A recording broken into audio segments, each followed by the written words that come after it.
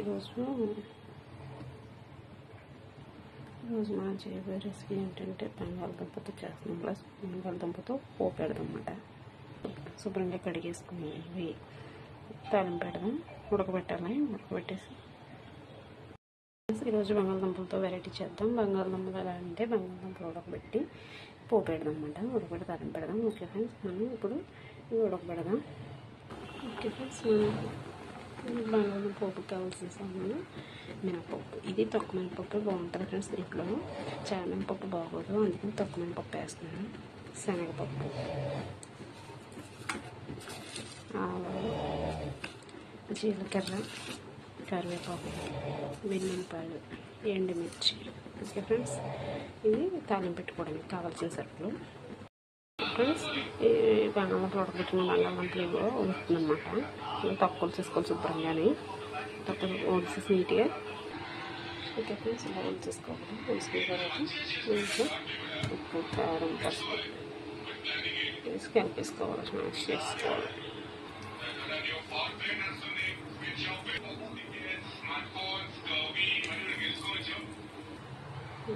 ఇలా అయిపోయింది కదా, మినిపేసుకుని శుభ్రంగా బాగా మినిపేసుకుని ఇప్పుడు దీంట్లో ఉప్పు, కారం, పసుపు కలుపుకోవాలి.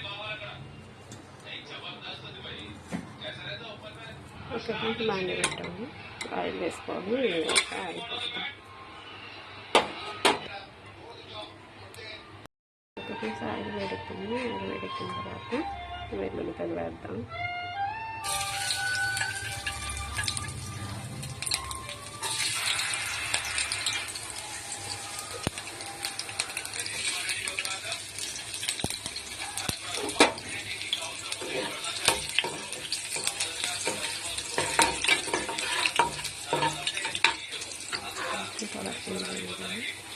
చేసిన తర్వాత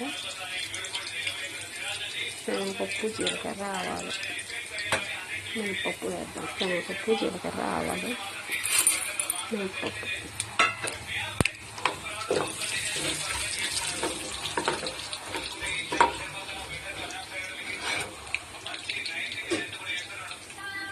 ఓకే ఫ్రెండ్స్, అయిపోయింది కదా. వేగిన తర్వాత ఎండుమిర్చి, కరివేపాకు.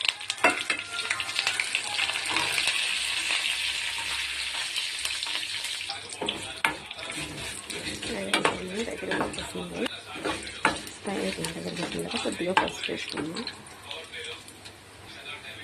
పసుపు వేసిన కొంచెం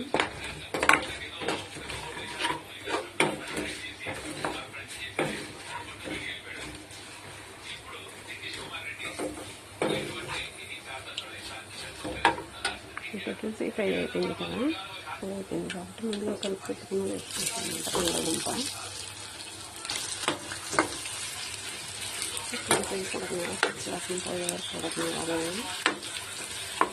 కలుపుతూ ఉండాలి. మాడకుండా కలుపుతూ ఉండాలి.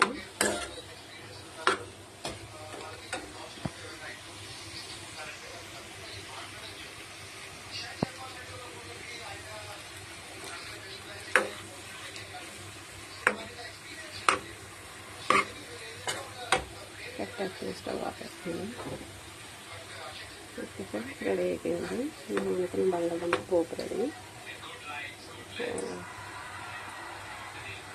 ఫ్రెండ్స్, మీరు ట్రై చేసి ఎలా ఉందో కామెంట్ సెక్షన్లో కామెంట్ చేయండి ఫ్రెండ్స్. Okay, bye.